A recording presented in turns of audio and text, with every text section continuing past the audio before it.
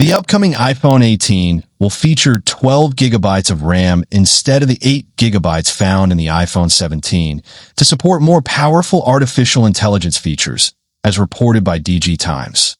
During the recent WWDC 2026 conference, Apple unveiled a range of new features and an improved Siri AI assistant, and said that its most powerful model would deliver more expressive Siri voices and significant improvements in dictation accuracy, though this would require 12 gigabytes of RAM.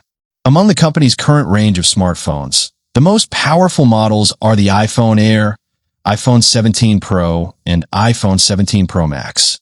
The standard iPhone 17 will not receive these improvements due to its 8 gigabytes of RAM. With the iPhone 18, this problem will not arise thanks to 12 gigabytes of RAM, whilst Apple has no plans to increase the smartphone's price. This information has emerged from Apple's request to its RAM suppliers, Samsung, SK Hynix, and Micron. Meanwhile, the company will continue to purchase memory at prices above market rates and will cover the additional costs itself without passing them on to consumers. Consequently, the base model of the iPhone 18 will continue to cost $799. The iPhone 18 Pro and 18 Pro Max, along with the first foldable iPhone, are expected to be unveiled in autumn 2026.